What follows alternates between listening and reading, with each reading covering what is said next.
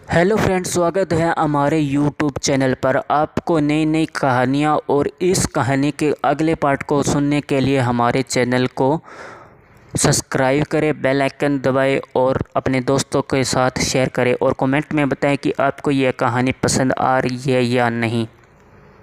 बिन्नी अमर के घर पर आ गई थी, जिसे देखकर अमर को समझ नहीं आया कि वो उसका वेलकम किस तरीके से करे।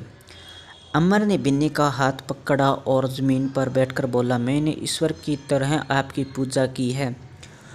लोग जैसे उन्हें चाहते हैं वैसे आपको चाहा है। मुझे इतनी उम्मीद नहीं थी कि आप आएंगी। मैंने तो जीने की उम्मीद तक छोड़ दी थी। बिन्नी ने जब अमर को खुद के लिए इस कदर पागल देखा तो उसने गुस्से से अपना हाथ अमर के हाथ से छुड़वाया और बोली, तुम्हें शर्म नहीं आ रही एक लड़की को ज़बरदस्ती अपने घर बुलाते हुए? इंसानियत तो बेची ही नहीं है ना तूने। मैं तुम्हें तो बस अपना फ़ायदा देखना है, बाकी सामने वाला चाहे किसी भी परिस्थिति में हो, चाहे वो किसी भी हाल में हो। अमर ने जब बिन्नी को यह कड़वी बात सुनी तो वो उदास होकर बोला, लेकिन मैंने तो आपको नहीं बुलाया है, आप तो खुद ही आई है ना। बिन्नी ने फिर से अपने हाथ बांधे और बोली, मुझे कोई सपना नहीं आया जो मैं इतनी दूर से यहाँ आई हूँ। तुम्हारे ही भेजे किसी इंसान के साथ आई हूँ। मुझे समझ नहीं आता लोग इस हद तक कैसे गिर जाते हैं। बिन्नी ने अमर को गुस्से से कहा, आज के बाद मेरे बारे में सोचना भी मत। अपनी लय में आगे बढ़ो, कुछ बन जाओ तब सोचना। किसी लड़की के बारे में यूं प्यार चलाने से सब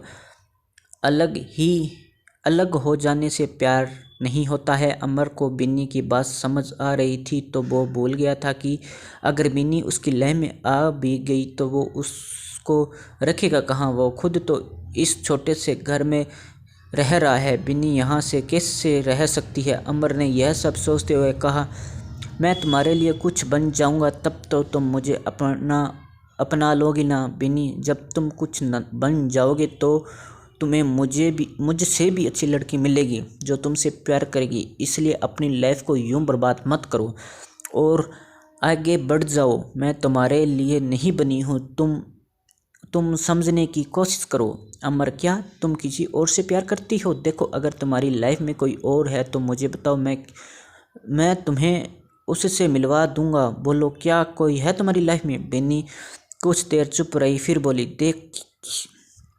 देखिए अमर, मेरी ज़िंदगी बहुत उलझी हुई है। मुझे बहुत कुछ करना है। अपने माता पिता को ढूंढना है, मेरी बहन को उस आदमी से आज़ाद कराना है। मेरे पास प्यार के लिए या आस्की के लिए बिल्कुल भी वक्त नहीं है। मैं आशा करती हूँ तुम समझ गए होंगे। बिन्नी यह कहकर जानने लगी तो अमर बोला, सुनो, मैं तुम्हारे हर काम में साथ रहना चाहता हूँ। भले ही मैं अमीर नहीं हूँ, लेकिन मेरा दिल सिर्फ़ और सिर्फ तुम्हारे लिए धड़कता है।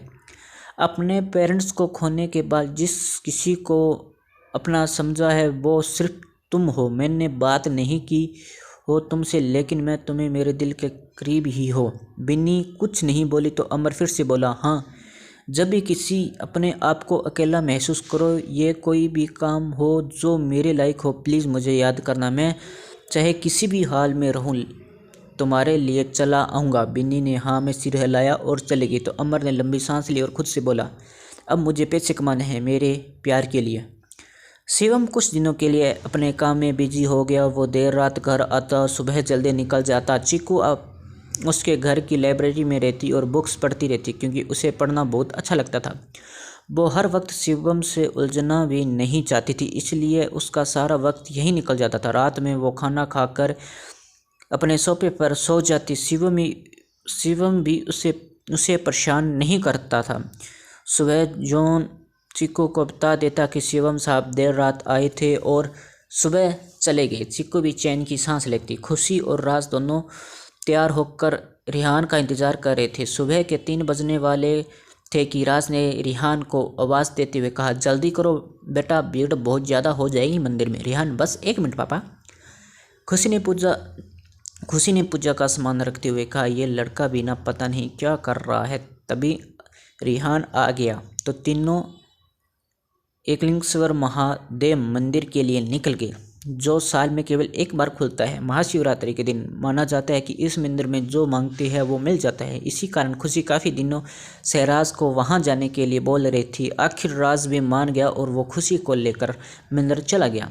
मंदिर परिसर में रात से ही काफ़ी भीड़ थी। अंदर और बाहर तक लोग महादेव के दर्शन के लिए लाइन लगाकर खड़े थे। रेहान ने भीड़ को देखते हुए कहा, हम यहाँ किस लिए आए हैं मम्मा? इतने सारे लोग एक साथ? खुशी और राज कुछ नहीं बोले तो रेहान फिर से बोला, सोचा यहाँ किसी ने बॉम्बे लगा दिया हो, एक साथ इतने लोग मारे जाएंगे।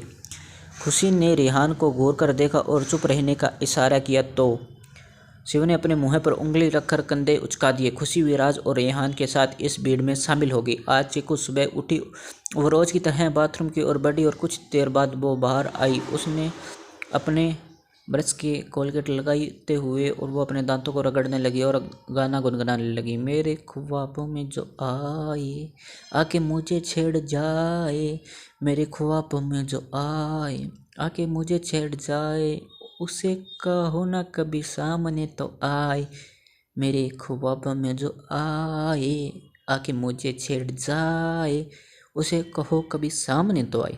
धीरे धीरे चीकू की आवाज़ तेज़ हो गई और वो डांस करती हुई यह गा रही थी। तभी उसकी नज़र बेड पर बैठे शिवम पर पड़ी, जो अपनी ठुड्डी हथेली पर रखकर चीकू को देख रहा था। चीकू ने जब शिवम को देखा तो उसका गाना बंद हो गया और उसके हाथ में से पकड़ा ब्रश नीचे गिर गया। शिवम आंखों को झुपकाते हुए देख ही रहा था। जब वो कुछ नहीं बोला तो चीकू ने अपना ब्रश उठाया और वापस से बाथरूम में चले गए। शिवम वापस से सो गया। चीकू ने जल्दी से मुँह धोए और बड़बड़ाने लगी, ये आदि मानव आज यहाँ क्या कर रहा है? गया क्यों नहीं है? क्या आज ये यहीं रहेगा? ओह नहीं, अगर आज ये यहाँ रहा तो मुझे परेशान कर देगा। नो नो नो, कुछ कर चीकू। चीकू ने सोचा और नहाकर जल्दी से बाहर आई। उसने देखा कि शिवम सोया हुआ है तो वो चुपके से कमरे से निकल गई और लाइब्रेरी में एक कोने में छुप कर बैठ गई और बुक पढ़ने लगी।